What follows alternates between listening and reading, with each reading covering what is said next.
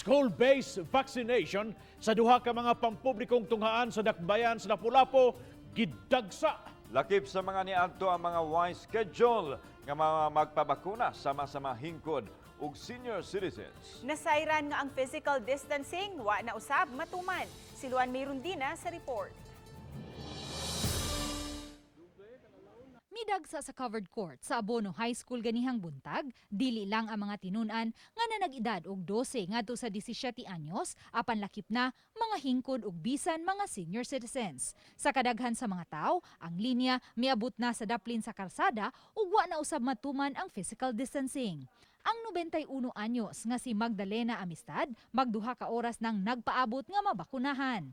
May na lang kay may nahatag kaniya nga lingkuranan apan sa pag-abot-abot sa mga tao, natabunan na usab siya sa mga naglinya. Si agbot ganina ra ko, ma'am uy. Ambot mga nasnoibe bagato sa marurasa. Bakuna na dito. Mula nga mo matoli, magkasakay sa barko buhay bakuna. Mato ni Attorney James Saison, Deputy Head sa Local Vaccination Operations Center, nga wa sila magdahom nga mudagsa ang mga tao kay 174 raman ang nakaschedule nga mabakunahan karong adlaw, diin 158 niini ang mga nanag-edad og 12 ngadto sa 17 anyos. Of course, mo cater ta sa mga ginikanan.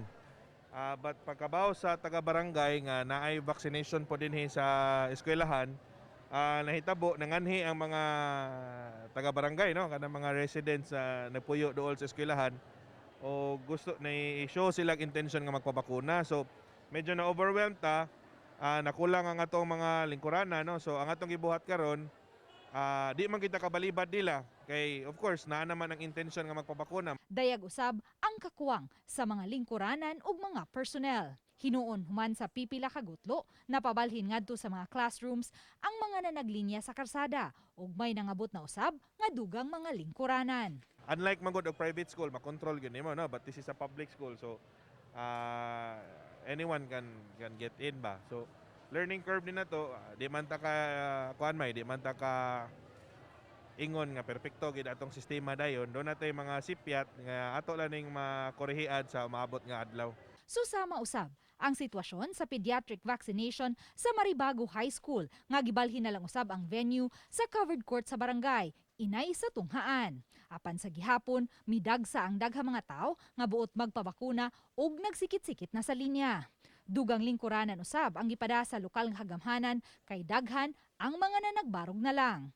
Uban ni Marlon Melgazo, Luan Merondina, Balitang Bisdak.